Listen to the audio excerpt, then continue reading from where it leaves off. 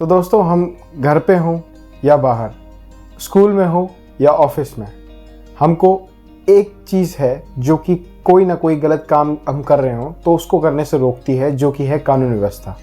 कानून व्यवस्था को इंग्लिश में कहें तो लॉ एंड ऑर्डर। अब लॉ की बात छिड़ी है तो एक नया शब्द है जो कि है न्याय संहिता। ये आपके आसपास आजकल भटक रहा होगा। तो ये वर्ड का अहमियत क्या है, तो इसको बताने के लिए आपको वीडियो में बने रहना ज़रूरी है। तो वीडियो में बने रहिए और इस वर्ड के बारे में जानिए कि कहाँ ये यूज़ हो रहा है। तो ये शब्द जो है वो हमारे जुडिशियल सिस्टम के अंदर जुड़ने वाला है। इस शब्द का मेन कारण ये है कि इसका जो टाइटल है वो टाइटल ये है कि भारतीय न्याय संहिता बिल 2023, जो आज की वीडियो का टॉपिक भी होने वाला है। तो वीडियो को देखिए आगे कि क्या हम इस पे आपको जानकारी देते हैं। अब देखिए, हमारे जो पुराने कानून हैं वो कानून 160 साल पुराने हैं।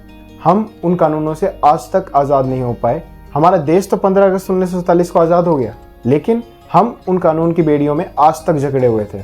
इन कानूनों की बेड़ियों को तोड़ने वाली ये सेंट्रल गवर्नमेंट ने ये काम किया है कि ये बिल पेश किए हैं। इन बिल को पेश करने का सबसे बड़ा मकसद यही था कि पुराने बिलों को उनके नए स्थान पर लेके आना और नई चीज़ों को आपके सामने पेश करना। अब देखिए दोस्तों, अगर इस बिल को अच्छे से जानना है तो हमको थोड़ा सा डीप में जाना पड़ेगा। तो शुरुआत करते हैं दोस्तों हमारे कुछ नए पुराने कानूनों के साथ, जो अब कुछ समय बाद नहीं रहेंगे। तो इसमें सबसे पहला है आईपीसी, इंडियन पीनल कोड 1834। दोस्तों, ये कंपोज किया गया था एक लॉ कमीशन के द्वारा, जो कि ब्रिटिश टाइम में एक थॉमस बेबिंगटन मैकुले नाम के बंदे के द्वारा प्रेसिडेंट की गई थी। और इस में ये कंपोज हुआ था और फॉर्मली ये हो गया था कंपोज 1860 के अंदर। समझ रहे हैं दोस्तों, मतलब जिस देश में हम रह रहे हैं उस देश के कानूनों को बनाने वाले भी कोई और ही थे। वो सब पास था। हम आगे बढ़ते हैं इस वीडियो में और समझते हैं इसको डिटेल। इसी के अगेंस्ट में एक नया बिल बनाया गया है जिसका नाम है भारतीय न्याय संहिता। अब इसमें 356 सेक्शंस होंगे, जो कि पहले 511 सेक्शन हुआ करते थे, और इसमें और चेंजेस करते हुए 175 सेक्शंस को 175 सेक्शंस को अपडेट किया गया है और 8 नए सेक्शन डाले गए हैं।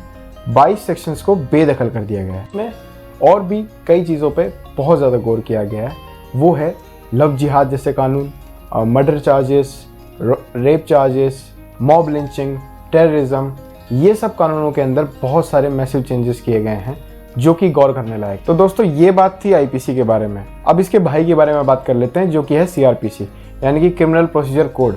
1973 में पास हुआ था। 83। अब कुछ लोग पूछेंगे कि इन दोनों में लिंक क्या है। इन दोनों में लिंक मैं बता देता हूँ आपको। इन दोनों में लिंक ये है कि आईपीसी में वो है कि जब भी आप कोई कानून तोड़ते हैं तो आपके ऊपर जो चार्जेस लगते हैं वो बताता है आईपीसी, और उसके प्रोसीजर को बताता है सीआरपीसी। तो दोस्तों, अब इस सीआरपीसी की जगह एक बड़े और भारी नाम वाले एक नए कानून ने, जो कि इस बिल के अंदर पारित हुआ है, उसने ले ली है, जो कि है भारतीय सुरक्षा नागरिक संहिता। तो बात करें दोस्तों इसके सेक्शंस की, तो सेक्शंस के अंदर बढ़ोतरी हुई है। तो अब ध्यान रखिए, कोई भी कानून तोड़ने से पहले प्रोसीजर बहुत तगड़ा होने वाला है। तो क्योंकि इसमें बात है नागरिक सुरक्षा की, तो इसमें 533 सेक्शंस अब कर दिए गए हैं, जो कि पहले 478 सेक्शन हुआ करते थे। साथ ही साथ 160 सेक्शंस को अपडेट किया गया है, 9 को ऐड किया गया है और 9 को डिलीट कर दिया गया है। की चेंजेस की बात करें तो सबसे पहला जो की चेंज है वो है trial in absentia. Trial in absentia का मतलब यह है कि जब कोई मुजरिम हाजिर नहीं हो पाता है कोर्ट के अंदर, तो उसकी कोर्ट में सज़ा जो है या फिर जो उसकी प्रोसीजर है वो डिले हो जाता है। जज उसको कह देता है कि कोर्ट एडजर्न हो गया अगली तारीख के लिए।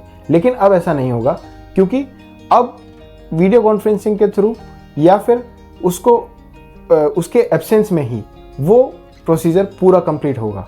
तो ये इसके अंदर चेंज हुआ है। साथ ही साथ ई फाइलिंग ऑफ एफआईआर का भी इसमें प्रोविज़न रखा गया है, जो कि अब और सुचारू रूप से उसको पेश किया गया है। अब न्याय देने में देरी नहीं होगी, कम से कम किसी के एब्सेंट होने से तो नहीं। तो अब 9 तारीख पे तारीख। दोस्तों, अब हम एक फ्लो में हैं, तो तुरंत से बात कर लेते हैं तीसरे कानून के बारे में, जो कि है इंडियन एविडेंस एक्ट 1872, जिसको अब नए नाम से जाना जाएगा भारतीय साक्ष्य अधिनियम 2023। इसमें भी कई चेंजेस किए गए हैं इसके सेक्शंस में, जो कि पहले थे 167 सेक्शंस और अब इनको बढ़ाकर 170 सेक्शन यानी कि 170 सेक्शंस कर दिए गए हैं।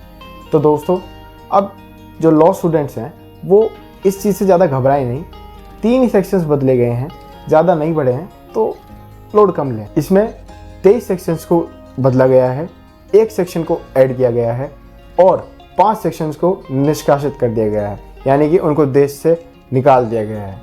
अब दोस्तों बात की जाए इसकी कुछ की चेंजेस की, तो इसके चेंजेस में जो है, पहले जो बात करें वो वर्ड के चेंजेस कुछ किए गए हैं, जो कि थे वर्ड कुछ इस प्रकार कि हर majesty queen, parliament of UK, British crown, ऐसे कुछ वर्ड्स थे जो कि चेंज कर दिए गए हैं। इन जैसे शब्दों को टाटा बाय बाय बोल दिया गया है, जैसे कि ब्रिटिशर्स को बोला गया था। अब इन कानूनों को ज़रा गौर से पढ़ा जाए तो इससे पता लगता है कि इसके अंदर कुछ क्राइम्स को अलग ही तवज्जो दी गई है। वो तवज्जो कुछ इस प्रकार है, जैसे कि राजद्रोह। राजद्रोह यानी कि इंग्लिश में कहें तो सेडिशन जो चार्जेस होते हैं वो किसी व्यक्ति के ऊपर लगते हैं, जो कि डिफाइन है सेक्शन 124A में। बट अब इसे ग्रेविटी ऑफ एक्ट के हवाले छोड़ दिया गया है, जो कि बोलता है कि जितना बड़ा गुनाह उतनी बड़ी सजा। दूसरा कानून जो है वो है टेररिज्म।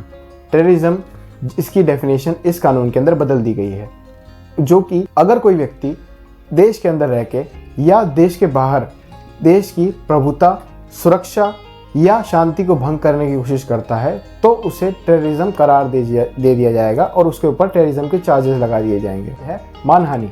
मानहानि यानी कि डिफेमेशन, इसकी जो सज़ा है वो बढ़ा के अब 2 साल कर दी गई है और उसके कम्युनिटी के हिसाब से फाइन जो लगेगा वो भी है। इसके बाद वुमेन राइट्स आते हैं। इसमें वुमेन राइट्स से जुड़े हुए कुछ लॉज को भी बहुत ज़्यादा मजबूती के साथ बढ़ाया गया है, जैसे कि आज कल आपने सुना होगा कि माइनर रेप्स के मामले जो हैं वो ज़्यादा बढ़ गए हैं हमारे आसपास, तो उसकी को रोकथाम के लिए हमारे इस कानून के अंदर नए प्रावधान लाए गए हैं, जिसके अंदर बताया गया है कि उस प्रावधान के अंदर यह है कि 7 ईयर्स से लेके लाइफ इम्प्रिजमेंट और डेथ पेनल्टी तक इसकी पनिशमेंट रखी गई है आपकी बात। साथ ही साथ लव जिहाद यानी कि फेक मैरिज प्रॉमिस और मैरिटल रेप जैसे मुद्दों पर भी काफ़ी चेंजेस आए हैं। तो इस बिल का मोटिव जो है मेनली यही है कि जस्टिस को इफेक्टिव और एफिशिएंट बनाना, केस लोड को कम से कम करना, केस डिलेज ना हो इसका ध्यान रखना, प्लस इसमें जो करप्शन से जुड़े हुए मामले भी हैं